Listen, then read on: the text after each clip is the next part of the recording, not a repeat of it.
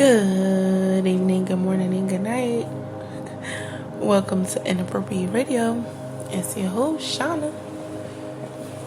Let's get into this. So, hi guys. It just occurred to me that we haven't went over ascension symptoms.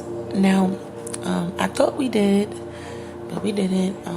Of course, you know, we are in the middle of covering the periodic table, but every now and again, the Most High comes in and disrupts our topic and shows us who's really boss.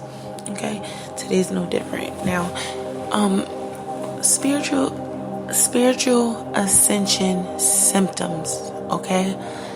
Now you have to be careful because these symptoms will mimic those that are similar to traveling through different time zones or going through different physical ailments or even warfare symptoms, right? So you want to make sure that you're not confusing any of your spiritual ascension symptoms with warfare or something that may be, alarming as far as your health is concerned, right? So we have these vehicles, right?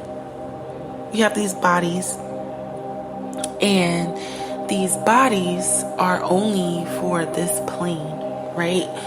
These bodies are only for this dimension. We may have vessels in other timelines, but as far as waking life is concerned, we only have these vessels, right? That we're in. When you die, your shell is left behind. When you're asleep, your spirit is still very much active, but your body is resting. Even when you're in a state of meditation or prayer, or even if you're studying, right? Your body isn't really being moved that much. It's not being utilized, right, to its full capacity. Now, when you start to consider the different reasons, it has to be clear that your body is obviously for this dimension, right? But when you think about your spirit, it's moving, right? So think about when you travel and you get jet lag. Same thing when you start to spiritually ascend, because you're going to new heights. You're going into different time zones, different dimensions, different realities, right? You might be tired. You might be very, very thirsty. You might be hoarse. You might be really hungry. You might not be hungry at all. You might be really, really hot. So you just want to make sure you're checking in with yourself and asking the Creator, what's going on? Why am I experiencing this? So if you've recently, been working on your shadow self, or just had any kind of transition and you notice some changes, don't be alarmed. Even if you have like discharge or funny odors that may not be your odors, this is your body's way of releasing the toxics and the energies that are related. It may behoove you to fast, and we have to remember that fasting is not just abstaining from sex, food, and currency exchange, right? It's also replacing that abstinence with something that is related to the Creator in you all's relationship. So whether you're reading religious or sacred texts, you're by a body of water, you're praying, right? You have to replace not having the thing that you so desire and replace it with something that has something to do with building your relationship with the Creator, walking in your purpose, something like that, right? Now, think about when you go to sleep and you wake up to use the restroom, how you feel. You know you're gonna go back to sleep, right? You still feel a little cloudy. You're not clear-headed.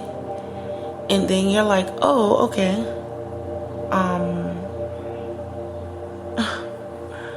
Maybe, just maybe, I'm feeling like I'm still dreaming, but my physical body has to remove waste, so that calls for me to physically, right, move around a little bit to release this waste and then go back.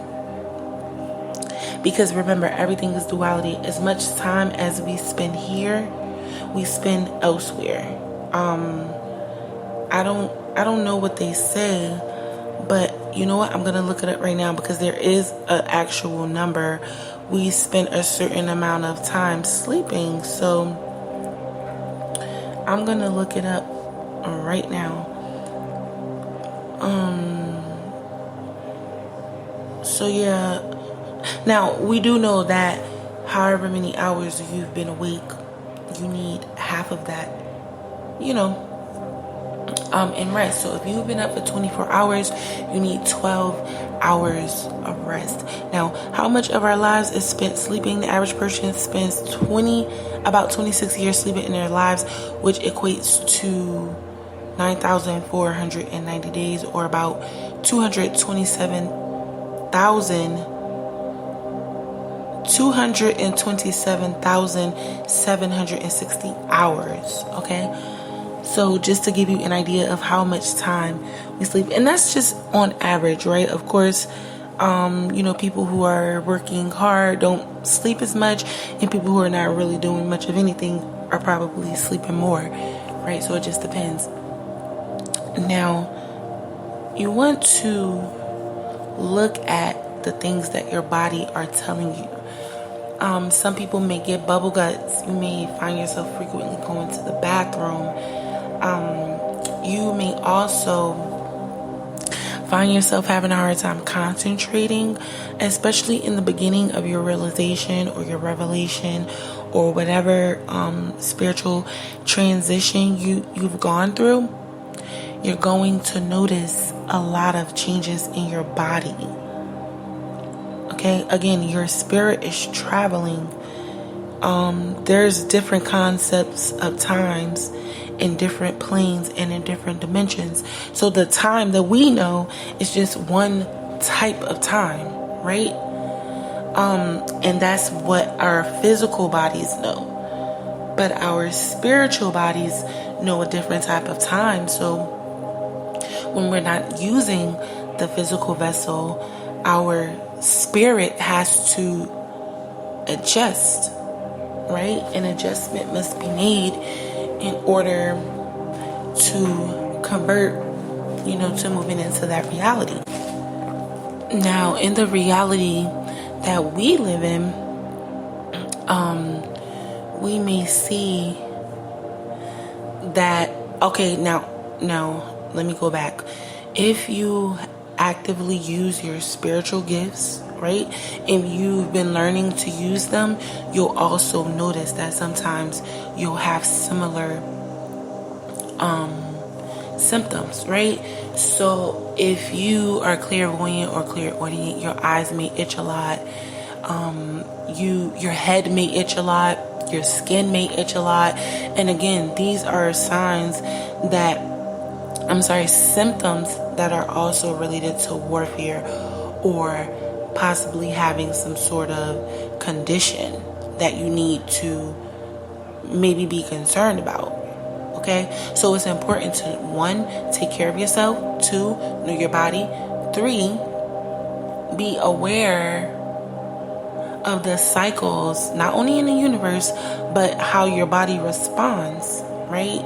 You know when your meds come, how you act. You know how, if you have any, screws or metals in your body, or if you've had any surgeries, then you know that when it gets cold, you may get, certain pains in certain areas. So that's what I mean. We have these reactions that are indeed chemical, and we have to know the difference. But when it comes to spiritual ascension, you have to understand that they are very similar. Now, how you can tell is, one difference, how you can tell is that with warfare, you'll notice that there's always some hint of wanting to do something that you should be doing, and you're not doing it. Now, if this is a way that you're being protected by the angels, you'll know, because you'll get the revelation later. Like, okay, maybe something told you to do laundry yesterday and you didn't do it. You'll find out why you didn't do it later, if it was for your protection.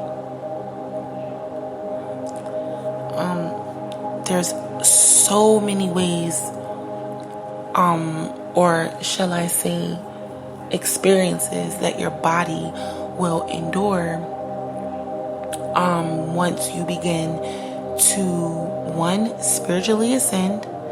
Okay, because the realization is one thing. If you're sensitive, you might break out. You might start breaking out. Okay, you might notice a lot of differences in your vision. You might actually start hearing things that are not natural. And again, these can be attacks. So not only is your relationship with the Creator, right? Because He'll let you know. The primal thing to be able to decipher, your ability to understand what you're experiencing will help you make the distinction.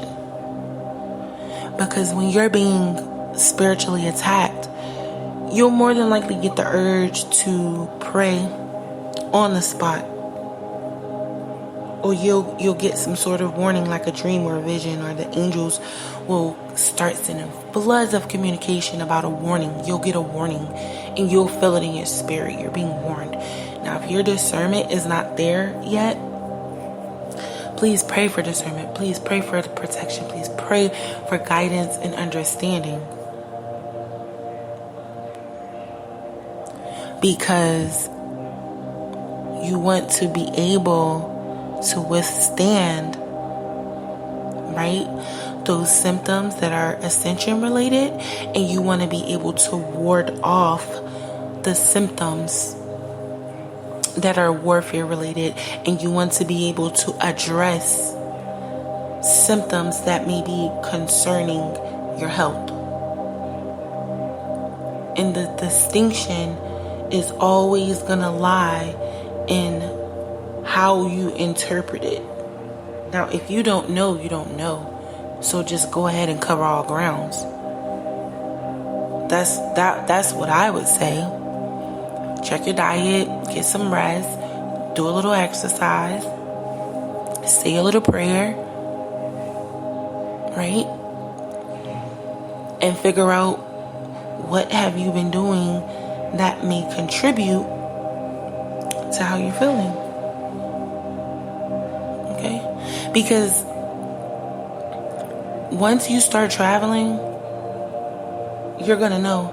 And you might start getting, when you get a little more advanced, you'll have an itching nose, a tingling nose, your stomach or your back may hurt. You'll know, your ears may ring as you start to spiritually ascend. You'll know that it is related to your body not being in sync with the spirit at one time, because that's basically what it is.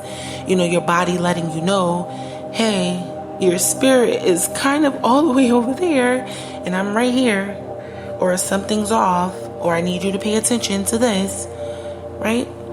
But I'm going to end it here. I do love y'all. I hope y'all are enjoying y'all summer. I hope y'all are drinking y'all water, eating y'all fruit and vegetables, and sipping y'all tea because it's free. All right? And I hope y'all getting ready for them kids to go back to school. I know I am, because I miss the babies. All right. Love y'all. Peace.